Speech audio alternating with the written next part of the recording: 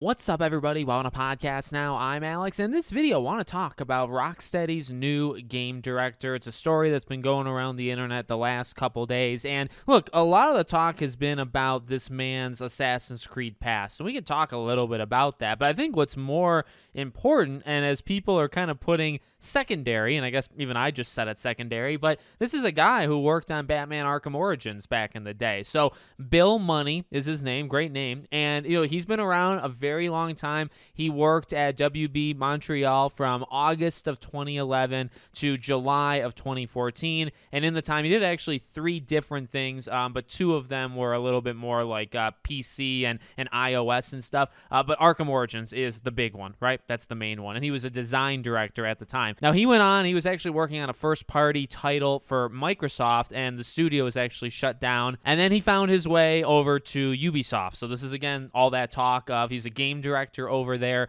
He did Origins, he did Valhalla, he did Valhalla's DLC, and then he did Mirage, right? So he was there good amount of time, I think actually 10 years to the month, and then as of July of 2025, so I guess a month and a half ago maybe, right, he found his way back to the WB Games, I guess, branch, but now he's at Rocksteady and he's a game director there. Now, as people have pointed out, there was a job posting, and we maybe even read the job posting back in the day, but it was for a game director, right? This was a couple months ago, and they were looking for design, leadership, and experience across multiple genres, particularly third-person action, melee brawlers, and open-world traversal games. So he filled that spot, right? That spot's gone. It's his now. And, I think that's why it's important to talk about Arkham Origins. I mean, you could probably look at Assassin's Creed. I mean, the way that those games are, third-person action, right? Different kinds of, I guess, hand-to-hand type things you can do there, and open-world traversal. Whereas Origins was a little bit more on rails, I guess, compared to,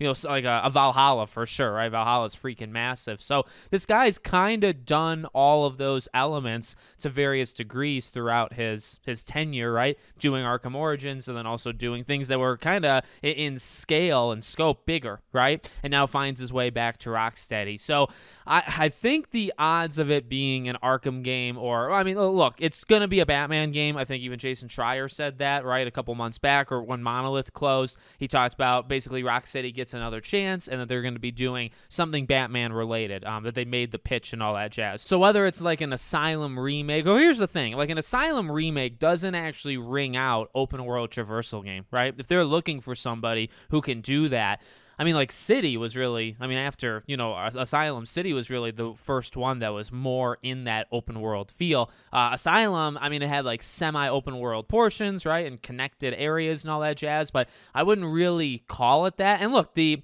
Asylum remake thing was just a rumor, just something that people kind of came up with. It's even something I had talked about, not because of the rumor, but because of just what it is, right? Maybe a little bit more easy, something that you already have the blueprint, you go in, you just try to replicate it, right? You try to replicate it in 2025 and 2026, 2027, whatever it is. You just try to do that. So that's why, and I think I've said before, like, Arkham Asylum Remake is not, like, the best idea for them, but it's probably, like, the one that makes the most sense, that they could actually get away with and just really works, I guess, in a lot of ways, is the one that you probably want, or is it really going to push the franchise? No, not really. So that's kind of how I've always come at it. But yeah, I mean, looking at that, an open world traversal game, I think they're just going to do something brand new, which is also cool. You want to see them trying, and look, they really only got one more shot. I think many game developers don't even get one more shot after what happened to them. So hopefully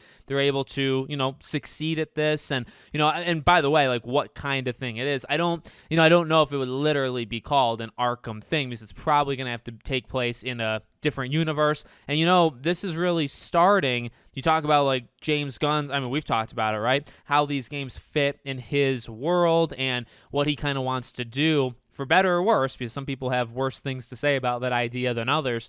So does this Batman game, if it is a Batman game, does it have to take place, in something that James Gunn is making? I don't necessarily think that's a terrible thing, but it's just something to kind of keep in mind. Where does it have to play by certain rules, right? And Injustice PS3, starting years ago, might be able to get away with it. Lego Batman, kind of just telling the story of these Batman movies and comics, that's a little bit different, right? But like the next WB Montreal game, the next Rocksteady game, right? These are games that fall very, very clearly in that world. So I guess this new world, right? This new connected world. So that's just something to kind of keep in mind as of now. It's still going to be years. They just pitched it. They just started working on it. You are probably not going to get a Rocksteady game for at least like 4 to 5, which is nuts. Like 2029, I imagine, is like your best shot at getting a game from them, which is absolutely unbelievable. Maybe a little bit earlier, but I mean, it's going to be next gen. So don't expect to be able to. Maybe you can play it on a PS5, but I think it'll be designed for the next generation of consoles. So we'll see how it goes, but let me know what you guys think in the comments. Make sure, as always, you're subscribed to the channel, bell icon turned on, and I hope to see you all on the next one.